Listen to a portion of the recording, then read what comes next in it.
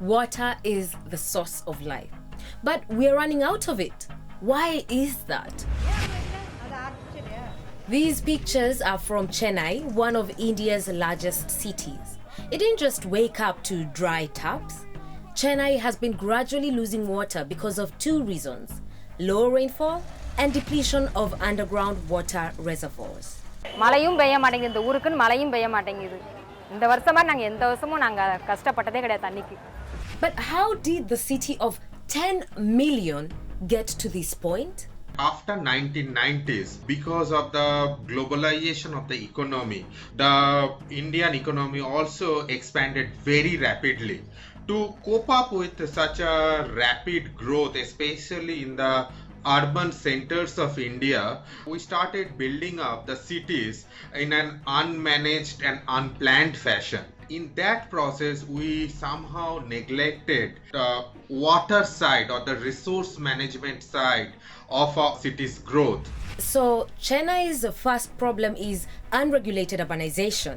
In fact, Anna University researchers say it has lost 1/3 of its wetlands in the last decade due to development projects. And that loss is now causing schools, hotels, and other businesses to close down. Ration card மூலமா தண்ணி தரேன்னு சொல்லிட்டு நேத்து நியூஸ்ல சொன்னாங்க. ஒரு ration கார்டுக்கு 2 packet தண்ணின்ற மாதிரி டோக்கன் போட்டு கொடுக்குறாங்க. 2 பாக்கெட் தண்ணி ஒரு ஃபேமிலிக்கு எப்படி பத்தும்? அவங்க வீட்ல எல்லாம் இப்ப மினிஸ்டர் வீட்ல எல்லாம் அது மாதிரி பத்துமா அப்படின்றத மக்களோட பத்தி எது புரிஞ்சுக்க மாட்டேங்க. Chennai is not the only Indian city with this problem.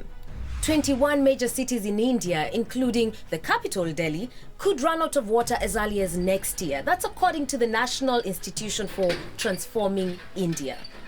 Another report says that nearly half of the Indian population is going to see an extreme water shortage very soon. But is this a result of poor water management? We get very good amount of precipitation in the form of rainfall as well as snowfall. The challenge is that we capture around 8% of that precipitation today, which is significantly lags behind some of the global based average. So how does this crisis look worldwide?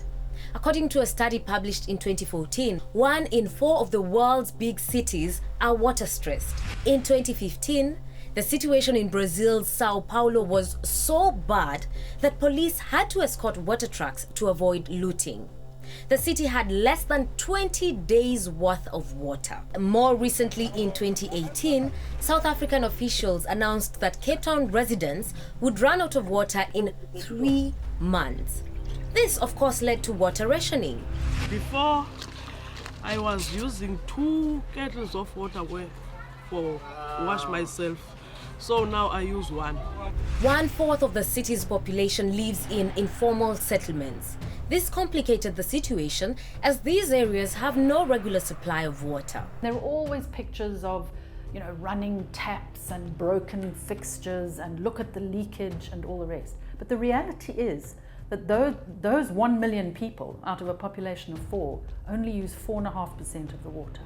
Climate change is altering weather patterns and water supplies around the world. Why does this matter?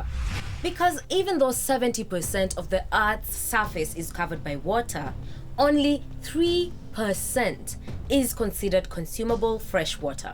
Which means the water shortage crisis is not just an Asian or African problem.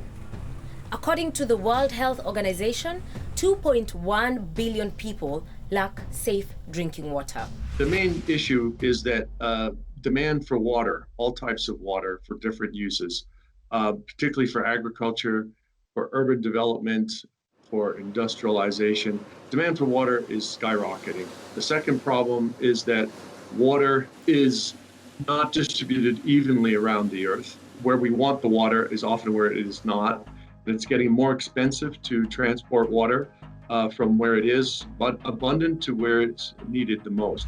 According to a United Nations report, the lack of fresh water is a major factor in conflict areas such as Syria and Mali.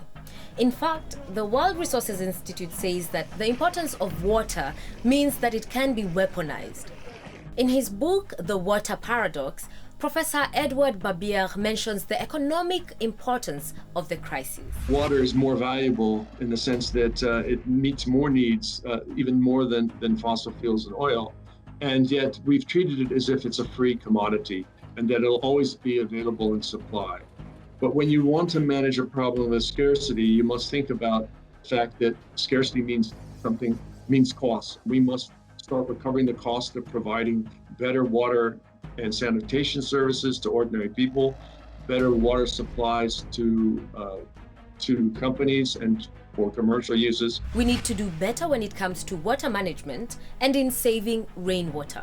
Because if we don't, and with a growing global population, the crisis will only get bigger. It's important that it cannot be done just by policy or regulation. Of course, they do play a big role in mandating some of the implementation, but also a behavioral change of the civil society. All countries are facing the same problem in parts of their regions where you have got the shortage, and we need to start thinking of common solutions and common approaches and sharing examples of good management practices that work in one part of the world and that can be transferred to others. Unless leadership around the world acknowledges water shortage as a problem, cities will expand without proper planning and water sources will continue to be strained. What's your view on the water crisis? How can we solve it? Share your thoughts and ideas in the comment section below. Until next time, goodbye.